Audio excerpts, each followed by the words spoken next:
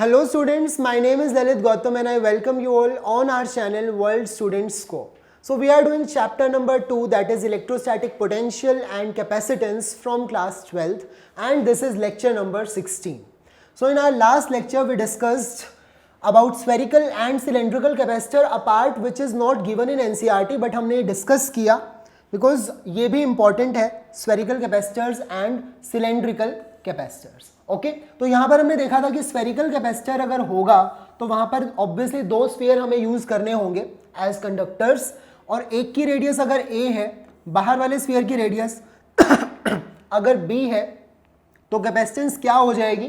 Capacitance हो जाएगी 4 pi epsilon not into radius A B. दोनों रेडियस को हमें मल्टीप्लाई कर देना है और अपॉन में क्या आ जाएगा? डिफरेंस, ये जितना गैप है. ठीक है, सो इसे a माइनस बी या फिर b माइनस ए आप लिख लें. सो ये जो गैप और ये हमें क्या पता चल जाएगी? Capacitance of a spherical capacitor. Same way में सिलेंड्रिकल कैपेसिटर अगर हमें देखने को मिलता है तो वहां पर दो सिलेंडर्स होंगे, एक अंदर वाला सिलेंडर होगा, ठीक है, और एक सिलेंडर बाहर होगा. ठीक है, सेम तरीके से अंदर वाले स्फीयर की रेडियस हम कंसिडर करेंगे स्मॉल a के equal like this, and outer sphere is of radius small b. तो वहां पर कैपेसिटेंस क्या हो जाएगी? आप क्या फॉर्मूला यूज कर सकते हैं? So it is 2 pi epsilon not, alright, into length. जितने भी सिलेंडर की लेंथ है l हमें यहां पर कंसीडर करनी होगी, इनटू लेंथ l मल्टीप्लाई हम करेंगे log of this ratio of this two radius. ठीक है, आप b अपॉन a लिखें या फिर b अपॉन a, वो एक ही बात है, तो लॉग से हमें मल्टीप्लाई कर देना है. ऑलराइट, सो ये हो जाएगा कैपेसिटेंस निकालने का तरीका in case of cylindrical capacitor. Although syllabus के अंदर यहां से क्वेश्चंस नहीं आएंगे because this is not a part of NCERT. Alright, अब आज के लेक्चर में हम कुछ डिस्कस करते हैं. हम ऑलरेडी जानते हैं कि कैपेसिटेंस के बारे में हम इतना कर चुके हैं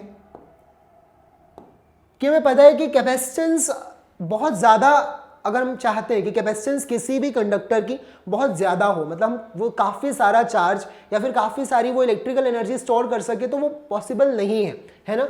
हमने स्फेरिकल कैपेसिटर से स्टार्ट किया था, ये वेट, हमने स्फेरिकल कैपेसिटर से स्टार्ट किया था, राइट. तो स्फेरिकल कैपेसिटर में प्रॉब्लम क्या थी? प्रॉब्लम यही थी कि इसकी कैपेसिटेंस होती है 4 pi epsilon not into R, और इसकी कैपेसिटेंस बहुत ज़्यादा नहीं होती है. मतलब अगर आप नॉर्मल सा एक स्फीयर बनाओगे 1 मीटर रेडियस का, 1 मीटर भी बहुत ज़्यादा हो जाती है.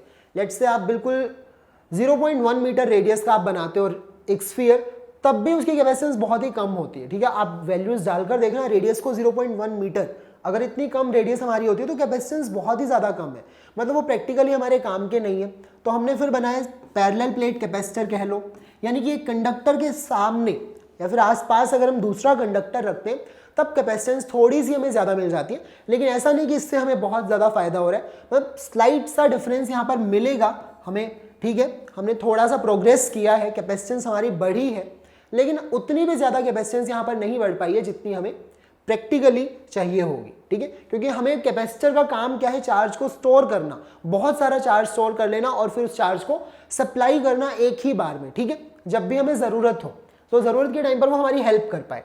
अगर वो बहुत थोड़ा सा चार्ज स्टोर करेगा तो फिर वो हमारी हेल्प नहीं कर सकता. तो इसीलिए अगर हमें कैपेसिटेंस ज़्यादा चाहिए, यानी कि ह्यूज अमाउंट ऑफ कैपेसिटेंस अगर मुझे चाहिए, ठीक है, ह्यूज अमाउंट ऑफ कैपेसिटेंस कह लो, या फिर अगर मुझे कम चाहिए, कम के लिए तो वैसे ऑप्शंस हमारे पास हैं, लेकिन फिर भी अगर हमें अपनी डिज़ायर्ड वैल्यू का कैपेसिटेंस चाहिए, मेरे पास बहुत सारे कैपेसिटर्स रखे हुए, डिज़ायर्ड वैल्यू मेरी कुछ और है, वो वहाँ पर नहीं है अवेलेबल, तो हम क्या करेंगे? हमें कैपेसिटर्स को क्या करना होगा? कंबाइन करना होगा. ठीक है, कैपेसिटर को हम इसी तरीके से डिनोट करते हैं, चाहे वो किसी भी टाइप का कैपेसिटर हो, सिलेंड्रिकल हो, स्फेरिकल हो, उसको डिनोट करने का जो एक, जैसे हम रेजिस्टर को दिखाते हैं कुछ इस तरह से.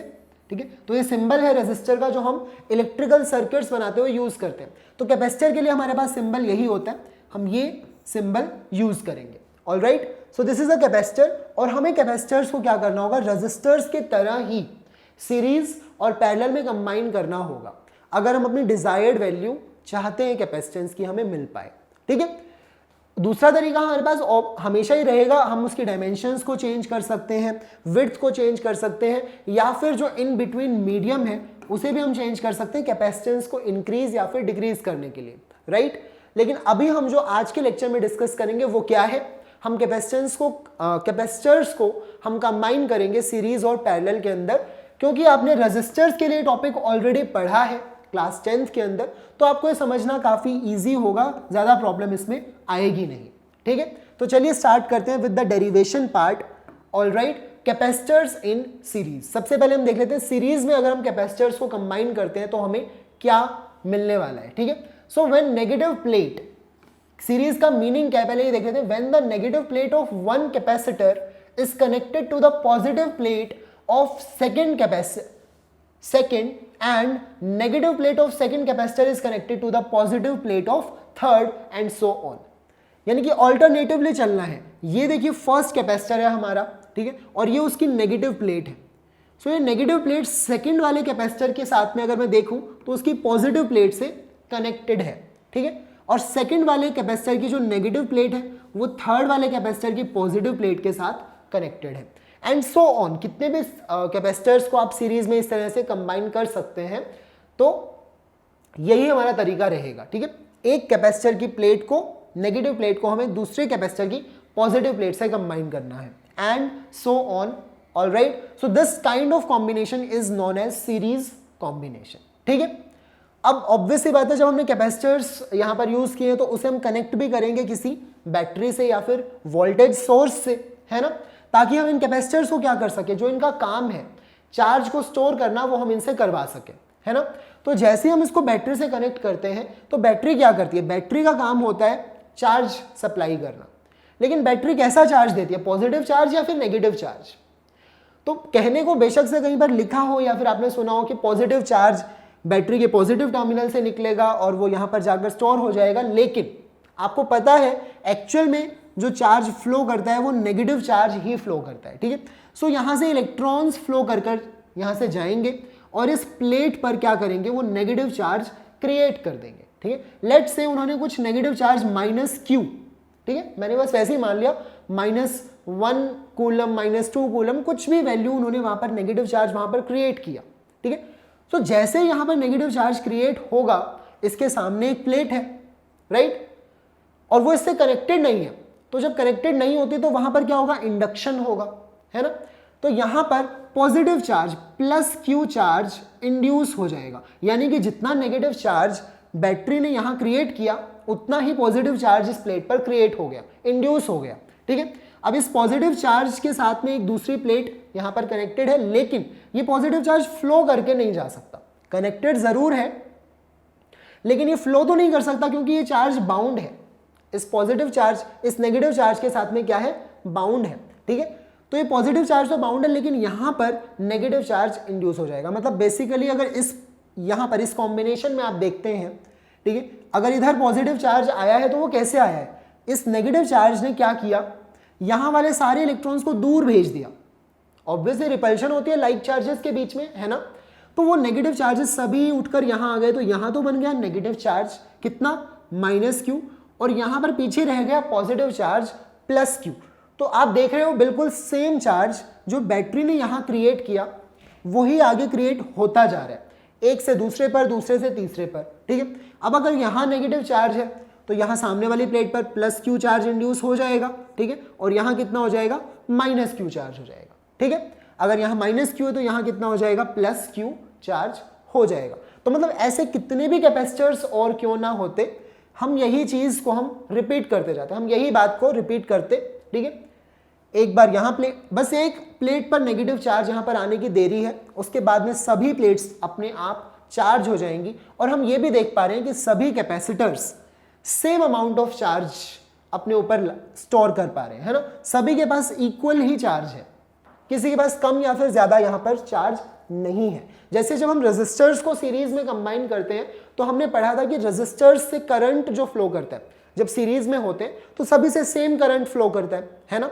तो यहां पर हम क्या पढ़ेंगे, क्योंकि कैपेसिटर हम पढ़ रहे हैं, वैसे भी हम इलेक्ट्रोस्टैटिक्स पढ़ रहे हैं, करंट के बारे में हम नहीं पढ़ेंगे। तो यहां पर हम देखेंगे कि सभी कैपेसिटर्स पर सेम चार्ज एक्वायर कर लेंगे, सभी कैपेसिटर्स, बेशक से उनकी कैपेसिटेंस अलग है। देखिए इसकी कैपेसिटेंस है C1, ठीक है, इसकी कैपेसिटेंस है C2, इसकी कैपेसिटेंस है C3, लेकिन सभी पर सेम चार्ज होगा। C1, C2, C3 पर सभी पर सेम चार्ज है Q। अगर हमने वो सीरीज में कंबाइन किए हैं तो। ठीक है, अब बात कर लेते हैं पोटेंशियल की। बैटरी के पास कुछ पोटेंशियल था, कितना पोटेंशियल है बैटरी के पास, V पोटेंशियल है। तो क्या पोटेंशियल भी सभी कैपेसिटर्स को सेम मिल पाया है? नहीं। अब हमें पता है पोटेंशियल निकालने का हमारे पास तरीका है। हमारा जो जनरल फॉर्मूला है वो क्या है, charge Q is equal to CV। Q is equal to CV ये होता है, तो इसी से आप कुछ भी निकाल सकते हो, है ना। तो अगर मुझे पोटेंशियल चाहिए तो वो क्या हो जाएगा, V का फॉर्मूला हो जाएगा Q upon C। Okay, Q upon C। तो यहां पर देखिए पोटेंशियल अलग अलग होगा, V1 पोटेंशियल होगा यहां, V2 पोटेंशियल होगा यहां, और V3 पोटेंशियल होगा यहां। सभी के पास चार्ज तो सेम है लेकिन सबकी कैपेसिटेंस तो अलग अलग है ना। सो Q बाय C1 क्या बन जाएगा हमारा, Q बाय C1 क्या बन जाएगा, V1 जो पोटेंशियल यहां पर है। सिमिलरली Q, क्योंकि चार्ज तो सभी के पास सेम है, तो Q अपॉन C2 ये हो जाएगा पोटेंशियल जो यहां पर है। एंड यहां पर हम क्या करेंगे, Q अपॉन C3 यानी कि पोटेंशियल V3 जो यहां पर है। ठीक है, so this is potential V1, V2 and V3। तो कहने का मतलब है कि सीरीज में charge on all capacitors is same. ठीक है, ये सबसे इंपॉर्टेंट पॉइंट्स है। चार्ज सेम रहता है और पोटेंशियल जो है डिवाइड हो जाती है, क्योंकि इसी के बेसिस पर हम ये इक्वेशन यहां पर डिराइव करते हैं। ठीक है, so charge on all capacitors is same, ये हमारा हो गया पहला पॉइंट जो हमने सीरीज में नोट किया, ध्यान दिया। और दूसरा क्या है, दूसरा ये कि पोटेंशियल डिवाइड हो जाती है, V1, V2, V3 according to their capacitance के हिसाब से पोटेंशियल डिवाइड हो जाती है। सो पोटेंशियल डिफरेंस इज डिफरेंट, वो अलग होगी फॉर ऑल कैपेसिटर्स। सभी कैपेसिटर्स के लिए पोटेंशियल डिफरेंस अलग अलग रहेगा उनके अक्रॉस, लेकिन चार्जेस सभी के पास में सेम होंगे। ठीक है, सो मुझे पता चल गया V1, V2, V3 की वैल्यू क्या है। मैं यहां पर लिख देता हूं V1 is equal to charge Q upon C1। ठीक है, V2 is equal to charge Q upon C2 and V3 is equal to charge Q upon C3।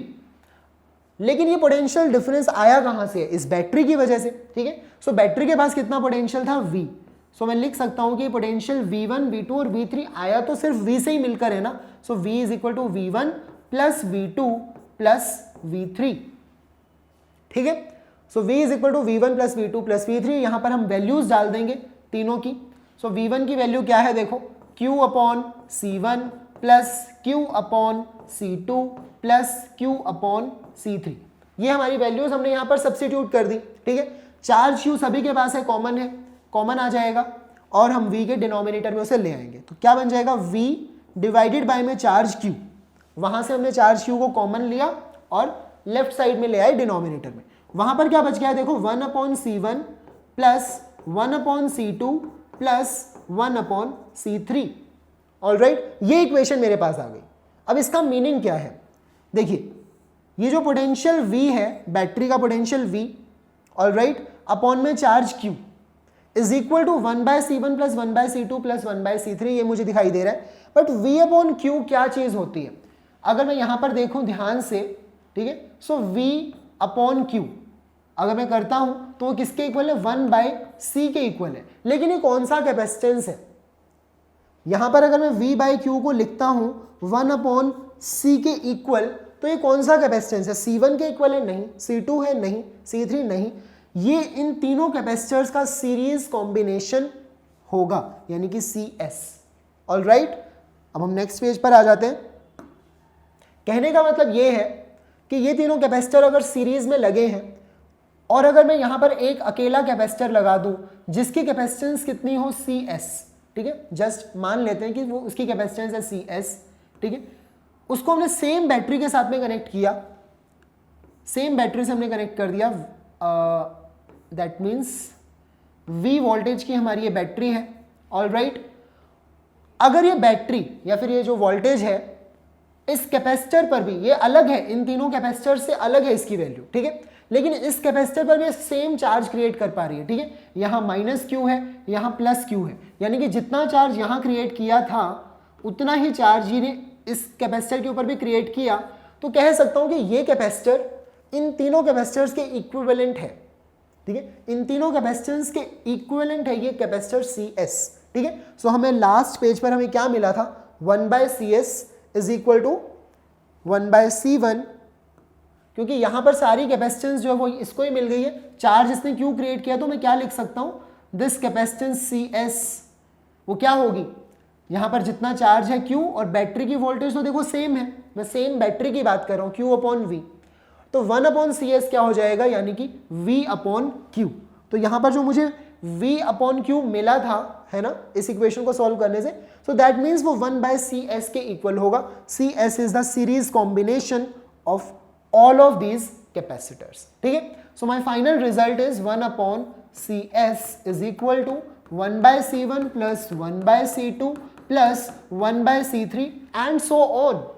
अगर बहुत सारे कैपेसिटर्स होंगे तो 1/C4 1/C5 हमें ऐसे लिखते जाना है, हमारी इक्विवेलेंट कैपेसिटेंस यहां पर मिल जाएगी हमें। ठीक है, सो दैट्स ऑल, बिल्कुल सिंपल सी डेरिवेशन थी, हमें कुछ भी नहीं किया, हमने देखा ये बैटरी है, ये इस प्लेट पर कुछ नेगेटिव चार्ज क्रिएट करेगी तो यहां पर पॉजिटिव चार्ज आ जाएगा, यहां नेगेटिव, यहां पॉजिटिव, यहां नेगेटिव, यहां पॉजिटिव, इस तरह से सभी कैपेसिटर्स पर सेम चार्ज आ जाता है। ठीक है, चार्ज सभी के पास सेम है लेकिन कैपेसिटेंस सबकी अलग अलग थी, तो पोटेंशियल सभी को डिफरेंट ही मिलने वाला है। ठीक है, तो हमने वही पोटेंशियल जो था V1, V2 और V3, उसका जो सम है उसको हमने V के इक्वल रखा और हमने डिराइव कर लिया हमारा फाइनल रिजल्ट कि अगर मैं एक सिंगल कैपेसिटर यूज करूं जिसकी वैल्यू क्या हो, CS। ठीक है, और वो वैल्यू फाइंड आउट करने के लिए हमें ये फॉर्मूला यूज करना होगा। ठीक है, C1 C2 C3 मुझे ऑलरेडी पता है तो मैं CS निकाल सकता हूं, तो तब भी वहां पर सेम ही चार्ज होगा, बैटरी को सेम ही चार्ज सप्लाई करना पड़ेगा अगर मैं CS इतनी वैल्यू का कैपेसिटर यहां पर यूज करता हूं तो। ठीक है, और अगर आप इसको ध्यान से देखें तो रेजिस्टर्स के केस में हमें ऐसा फॉर्मूला कब मिलता था, पैरेलल कॉम्बिनेशन के लिए। ठीक है, लेकिन यहां पर हमें कैपेसिटर्स में ये फॉर्मूला मिल गया है सीरीज कॉम्बिनेशन में। ठीक है, तो ये चीज को ध्यान रखना है, हमेशा रेजिस्टर्स के लिए वो पैरेलल का जो रिजल्ट है 1/R equivalent is equal to 1/R1 plus 1/R2 वो होता था पैरेलल कॉम्बिनेशन के लिए, लेकिन यहां पर ऑपोजिट हुआ है, सीरीज के लिए हमें रिजल्ट मिल गया है। ठीक है, तो हम यहां पर और भी काफी सारी चीजें कंक्लूड कर सकते हैं कि जो CS की जो वैल्यू होगी वो इन सभी से छोटी होगी, C1 से C2 C3 इन सभी से स्मॉलर होगी। ये सभी इंपॉर्टेंट पॉइंट्स अभी हम डिस्कस करेंगे लेटर ऑन। ठीक है, next we will see parallel combination. अब ऑब्वियस है, अब हम पैरेलल कॉम्बिनेशन के बारे में ही डिस्कस करेंगे। ठीक है, सो वो कब होगा, when the positive plate of capacitors are connected to one common point and the negative plates to another common point। यहां पर ऐसे ऑल्टरनेट नहीं चलेगा। ठीक है, अगर आप देखें इस कैपेसिटर की पॉजिटिव प्लेट है, ये भी पॉजिटिव प्लेट है, ये भी पॉजिटिव प्लेट है, और सभी पॉजिटिव वाली जो प्लेट है वो एक कॉमन पॉइंट से कनेक्टेड है। देखो ये भी यहां से कनेक्टेड है, ये भी यहां से कनेक्टेड है, और ये भी यहां से कनेक्टेड है, तो सभी के पास एक कॉमन पॉइंट है। नेगेटिव के लिए देखेंगे तब भी हमारे पास एक कॉमन पॉइंट है, तो ये जो कॉम्बिनेशन होता है ये क्या होता है, पैरेलल कॉम्बिनेशन। ठीक है, पैरेलल कॉम्बिनेशन है कैपेसिटर्स का, और ये हमारा वोल्टेज सोर्स है या फिर battery voltage V। Parallel combination के बारे में हम एक बात पहले से जानते हैं कि ये जो वोल्टेज, ये पोटेंशियल डिफरेंस जितना इन दो पॉइंट्स के बीच में होता है वही पोटेंशियल डिफरेंस यहां होता है, वही पोटेंशियल डिफरेंस यहां, और सेम पोटेंशियल डिफरेंस यहां पर हो जाता है। ठीक है, मतलब होगा क्या, अगर हम ध्यान से देखें होगी तो सेम चीज। देखो नेगेटिव वाली साइड से चार्ज निकलता है, कौन सा चार्ज, इलेक्ट्रॉन्स। ठीक है, तो यहां से कुछ चार्ज निकलेगा। ठीक है, so let's say total charge कितना बैटरी से जो निकला उसको मैंने बोल दिया Q। ऑलराइट, सो अब ये जो चार्ज Q यहां पर पहुंचेगा इस पॉइंट पर। ठीक है, तो यहां पर दो रास्ते हैं, या तो वो चार्ज यहां जा सकता है या फिर वो यहां जा सकता है, तो वो दोनों जगह पर क्या हो जाएगा, डिवाइड हो जाएगा। सो कुछ चार्ज जो यहां फ्लो कर जाएगा उसे मैं कह दूंगा Q1। ठीक है, और बाकी का जो चार्ज यहां चला गया उसे मैंने कह दिया Q डैश। ठीक है, अब ये Q डैश जो चार्ज है यहां पर आकर फिर से उसे डिवाइड होना पड़ेगा। ठीक है, जो सेकंड ब्रांच में जो चार्ज गया उसे मैंने कह दिया Q2, और जो थर्ड ब्रांच में चार्ज गया उसे मैंने कह दिया Q3। ये चार्ज जाने का मतलब ये है कि Q1 चार्ज इस कैपेसिटर के पास में स्टोर हो जाएगा, Q2 चार्ज इस कैपेसिटर के पास स्टोर हो जाएगा और Q3 चार्ज इस कैपेसिटर के पास स्टोर हो जाएगा। सो अब यहां पर क्या होगा, पोटेंशियल सभी को सेम मिला है। देखो पोटेंशियल यहां पर भी V है, यहां पर भी V है और यहां पर भी V है, सभी को पोटेंशियल सेम मिला है। दोबारा से मैं जनरल फॉर्मूला जो है क्या होता है, कैपेसिटेंस C, वेट, कैपेसिटेंस का जो फॉर्मूला होता है C is equal to Q upon V। ये हमारे पास जनरल फॉर्मूला है, कुछ भी Q is equal to CV, आपको जैसे भी याद रहता है आपको याद रखना है। अब यहां पर हम क्या कर सकते हैं, Q1, अब पोटेंशियल का जो फॉर्मूला है, सॉरी V का फॉर्मूला क्या हो जाएगा, या फिर मुझे ये लिखना चाहिए चार्ज Q, क्योंकि यहां पर क्या चीज डिवाइड हुई है, चार्ज। चार्ज कितने पार्ट्स में डिवाइड हुआ है, Q1, Q2 और Q3, टोटल 3 पार्ट्स में डिवाइड हुआ है ना। सो मैं ये लिख सकता हूं कि charge Q is equal to Q1 plus Q2 plus Q3। तो यहां वाली इक्वेशन से, जो हमारी जनरल इक्वेशन है, वहां से हम क्या निकाल लेते हैं, चार्ज का फॉर्मूला देख लेते हैं। चार्ज क्या होता है, Q is equal to CV के इक्वल हो जाता है, ठीक है। सो देखिए यहां पर Q1 को मैं क्या लिखूंगा, Q1 को हम लिखेंगे C1 इंटू पोटेंशियल कितना मिला है इसको, सेम जितनी हमारी बैटरी की वोल्टेज है V, सभी को सेम मिला है V, राइट। तो यहां पर हम क्या लिखेंगे, C1 मल्टीप्लाई होगा V के साथ में, फिर C2 मल्टीप्लाई होगा V के साथ में, और फिर C3 मल्टीप्लाई होगा V के साथ, ठीक है। और यहां पर क्या है, चार्ज Q। अब ऑब्वियसली ये पोटेंशियल क्या है, कॉमन आ जाएगा सभी में से, तो ये बन जाएगा C1 plus C2 plus C3 is multiply हो जाएगा यहाँ पर V के साथ में, और यहाँ पर है चार्ज Q। अब कहने का मतलब ये कि यहाँ पर भी हमें क्या फाइंड आउट करना है, पैरेलल कॉम्बिनेशन में इन तीनों कैपेसिटर्स का इक्विवेलेंट कैपेसिटेंस मुझे फाइंड आउट करना है। यानी कि एक अकेला ऐसा कैपेसिटर, ठीक है, ये एक अकेला कैपेसिटर मान लेता हूँ जिसकी कैपेसिटेंस कितनी है, CP के इक्वल है। अगर मैं उसको सेम पोटेंशियल सोर्स या वोल्टेज सोर्स से मैं अटैच कर दूं, तो यहाँ पर भी कितना ही चार्ज, मतलब ये सेम मैंने, मतलब कैपेसिटेंस जो है CP, तो वो उतना ही चार्ज यहाँ पर क्या करेगा, निकालेगा यहाँ से, ठीक है। यहाँ पर भी Q चार्ज निकला है, यहाँ पर भी Q ही चार्ज निकलेगा, ठीक है। तो ये कैपेसिटर को मैं कह सकता हूँ कि इन तीनों के बराबर है। इन तीनों ने मिलकर बैटरी से कितना चार्ज लिया, टोटल Q चार्ज लिया, इस अकेले ने भी उतना ही चार्ज लिया है Q चार्ज। तो मैं कह सकता हूँ कि ये कैपेसिटेंस इन तीनों के इक्वल है ना। सो अगर इसने भी Q चार्ज यहाँ पर लिया है तो मैं क्या कह सकता हूँ, this Q charge will be equal to capacitance of this capacitor, यानी कि CP मल्टीप्लाइड बाय बैटरी की जो वोल्टेज है वो तो सेम है, देखो V है ना।